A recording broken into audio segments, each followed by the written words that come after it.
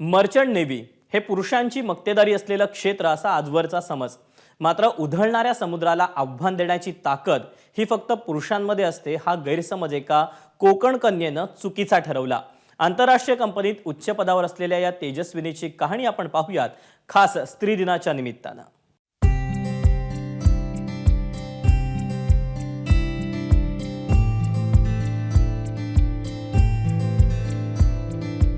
लहानपणी भातुकलीमध्ये रमण्यापेक्षा गॅरेजमध्ये तिचं मन रमलं.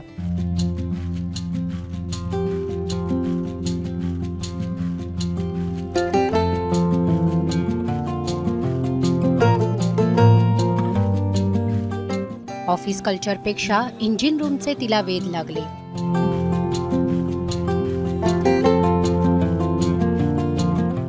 नेल पॉलिशपेक्षा ऑइल्सने माखलेली नखं तिच्या सौंदर्याची ओळख बनले.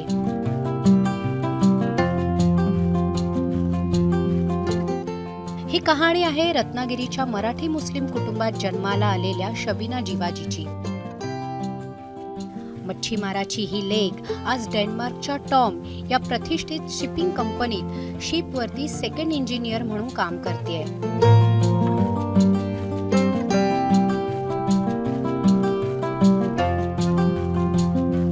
जगभरातल्या आव्हानात्मक क्षेत्रांपैकी एक म्हणजे मर्चंट नेव्ही. आजही पुरुषांची मक्तेदारी असलेल्या या क्षेत्रात जगभरात पाहिलं तर महिलांचं प्रमाण हे 2% आहे आणि भारताबद्दल सांगायचं झालं तर यामध्ये महिलांचं प्रमाण हे 0.5% इतकंच आहे. यावरूनच हे क्षेत्र महिलांसाठी किती आव्हानात्मक आहे याचा अंदाज आपण बांधू शकतो.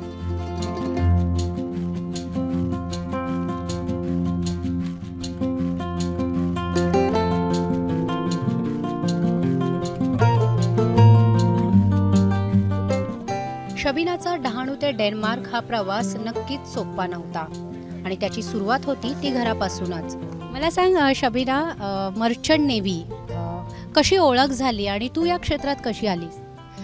एक्चुअली मैं कन्वीनियंट हूँ हिंदी में बात करने के, सो आई गो ऑन विद हिंदी. बचपन से मामा को देखा था गैराज में काम करते हुए, तो उनके साथ बैठ के मैं कभी मशीन, कभी लैपिंग कर रही हूँ, कभी कुछ कर रही हूँ, तो थोड़ा बहुत सीख लेती थी. बहुत बारी तोड़ देती थी लेकिन काफ़ी टाइम ठीक भी हो जाता था. तो ऐसे करते करते मुझे ये लगा कि मुझे एक इंजीनियर बनना है, बट मर्चेंट नेवी में जाना है ये नहीं पता था. तो as I grow in rank, जब मैं आगे बढ़ी तो मेरे बड़े डैडी भी शिपिंग से थे. तो जब उन्होंने बताया कि अब इस फील्ड में विमेन भी आने लगी है, देन मुझे ये ख्याल आया कि नहीं, मुझे भी इस फील्ड में जाना है, मुझे भी हाथ से काम करना है, ना कि कंप्यूटर पे बैठ के वही मोनोटोनस जॉब करना है. पुण्याच्या कॉलेजमध्ये जेव्हा तू ॲडमिशन घ्यायला गेली तेव्हा 1000 मुलं होती आणि तुम्ही फक्त 4 मुली. सलवार सूट घातला होतास तू. पहिल्यांदा जेव्हा इतक्या मुलांना बघून यांच्यामध्ये आता आपल्याला सगळ्यांना शिक्षण घ्यायचं आहे, मनाची तयारी कशी केली? वैसे मेंटली प्रिपेयर्ड थी, क्योंकि एडमिशन से पहले जो वार्डन थे उन्होंने भी समझा दिया था, एंड इस फील्ड के बारे में मुझे पता था कि लड़कियां तो है नहीं, तो मेंटली तो प्रिपेयर्ड थी. बट एक कहीं ना कहीं डर था कि इतने लड़कों में कैसे मैं सरवाइव कर पाऊँगी. बट मुझे लगता है कि मैनेट की जो पढ़ाई थी वो पढ़ाई से ज़्यादा जो मेंटली स्ट्रॉन्ग हम लोग बने हैं, जो हूटिंग होती थी, जो हमें परेशान करते थे लड़के, ऊपर से चिल्लाया करते थे, तो आई थिंक वो ज़्यादा मैटर किया यहाँ तक मेंटली स्ट्रॉन्ग होने में. मतलब लड़के इतनी बदतमीज़ी पे उतर आते थे कि आप बता ही नहीं सकते कि क्या करें. तो काफ़ी डिफ़िकल्ट होता था. कैबिन में जाके रोती भी थी कि कैसी फील्ड में आ गई हूँ, लेकिन कोई ऑप्शन नहीं था ना, प्रूफ करना था अपने आप को. फिर उसके बाद सेकेंड ईयर में हीरो बने. थर्ड ईयर में तो ऐसा होता था कि फिर कोई हिम्मत नहीं करता था कुछ बोलने की, क्योंकि मैं बड़ी तेज़ थी. मतलब कोई बोलता था तो मैं उसे सुना देती थी, गाली गलौज भी कर लेते थे. तो वैसा एक था कि लड़कों के साथ लड़के बन के रहते थे. कभी ऐसा फीलिंग नहीं आने दिया कि हम लड़कियां हैं. पीटी भी करते थे तो हम आगे आगे दौड़ते थे, लड़के पीछे पीछे दौड़ते थे. या तो कंधे से कंधा मिला के हम लोगों ने उनके साथ दिया. जैसे बहुत सारे अच्छे लड़के होते थे जो हमें हेल्प करना चाहते थे पढ़ाई के मामले में, नोट्स वगैरह देने के मामले में। तो हमारे सीनियर्स क्या करते थे, अगर कभी लड़कियों के साथ देख लिया तो फिर उनकी रैगिंग होती थी कि हाँ तुम आओ अभी हम तुम्हारी रैगिंग लेते हैं। तो जो बेचारे अच्छे लड़के थे वो भी बात करना बंद कर देते थे। बेसिकली ऐसा होता था कि कभी किसी से कोई हेल्प मांगने जाओ तो हमसे ऐसा बिहेव करते थे जैसे हम अछूत हैं, जाओ जाओ तुम यहाँ से जाओ, हमें मतलब बात मत करो हमसे, हमें प्रॉब्लम होती थी। तो दिस वॉज द सिनेरियो। शिक्षण पूर्ण झालं त्याच्यानंतर सेलिंगला जाणं जेव्हा ठरलं तर घरातल्यांना कसं कन्व्हिन्स केलं? ज़्यादा मुश्किल तो नहीं था उनको कन्विंस करना, क्योंकि लोन वोन ले रखा था तो ऑप्शन था नहीं। बट उनका ये कहना था कि सिंस तुमने बीटेक किया है तो तुम्हें यहाँ पे भी जॉब मिल सकती है। लेकिन मेरा ये कहना था कि एक बार सेलिंग करने दो, अगर मुझे समझ आई तो मैं कर लूँगी आगे, और नहीं समझ आई तो फिर मतलब मुझे ऐसा नहीं होना चाहिए कि मैंने ट्राई नहीं किया। एटलीस्ट एक बार मुझे ट्राई करने दो। तो दे वे क्वाइट ओके। मैं कहा बस आपको मुझ पे भरोसा होना चाहिए, दुनिया चाहे जैसी भी हो। अगर गलत करना होगा किसी लड़की को तो वो कहीं भी कर सकती है, उसके लिए शिप पे जाने की ज़रूरत नहीं है। डेन्मार्कच्या कंपनीत तू काम करतेस, जेव्हा पहिल्यांदा आणि तिकडे काम करणारी तू एकमेव मुलगी होती, तर जेव्हा तू पहिल्यांदा सेलिंगला गेली तर तिथल्या लोकांची काय रिॲक्शन होती आणि तुला पहिला सेलिंगचा अनुभव कसा होता? एक्चुअली जब फर्स्ट टाइम जब मैंने शिप पे लैंड किया तो मुझे ऐसा लगा मैं कोई एलियन हूँ, यू नो। सारे लोग ब्रिजविंग से, खिड़की से सब लोग मुझे देख रहे हैं कि एक अजूबा आ गया है। ऑफिस ने बहुत केयर की मेरी, कि जब मैं पहली बार जा रही थी उन लोगों ने एक ऑफिशियल मेल किया कि भाई पहली बार एक लड़की आ रही है तो ट्रीट हर वेल एंड ऑल। लेकिन बड़ा अजीब सा लगा, यू नो, कि मतलब लोग ऐसे आपको घूर रहे हैं जैसे कि कोई मतलब दूसरे प्लैनेट से कोई आ गया हो।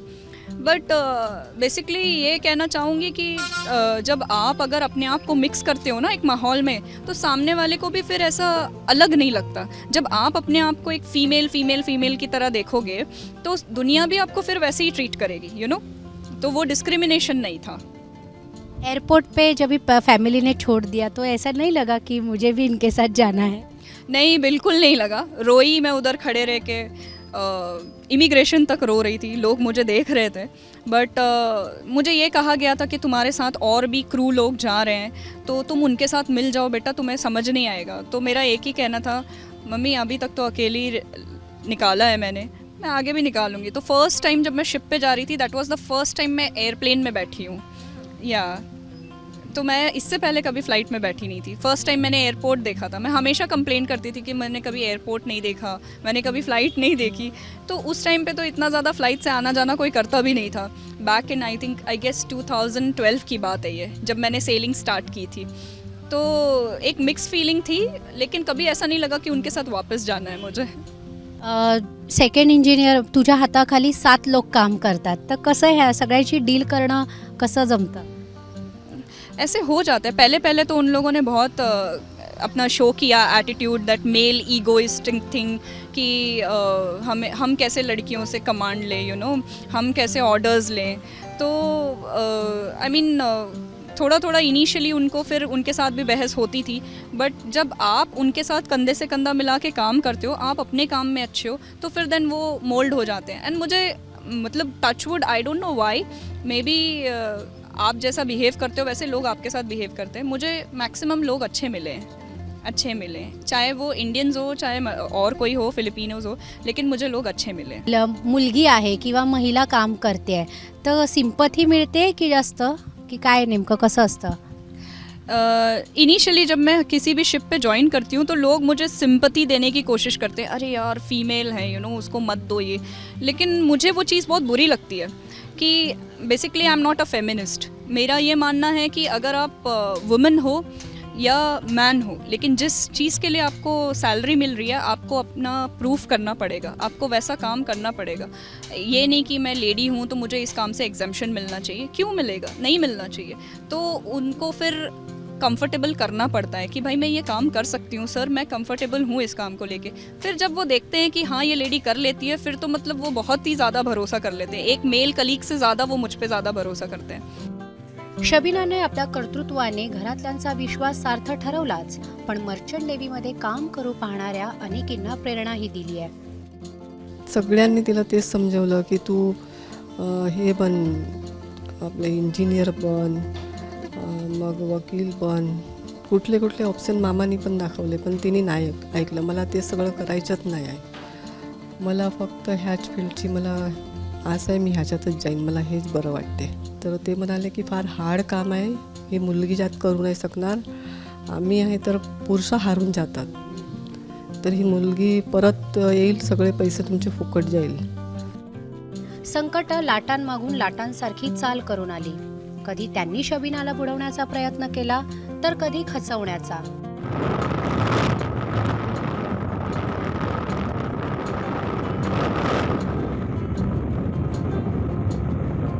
पण दर्यावर स्वार होणाऱ्या बापाचं काळीज घेऊन मच्छीमाराची ही लेक समुद्रावरती लीलया राज्य करतेय. हेच बळ प्रत्येक लेकीमध्ये यावं म्हणून शबीनासारख्या धाडसी मुलींच्या कहाण्या सांगत राहण्याची गरज आहे. कॅमेरा पर्सन प्रशांत माने सोबत राखी पाटोळे, ABP माझा, डहाणू.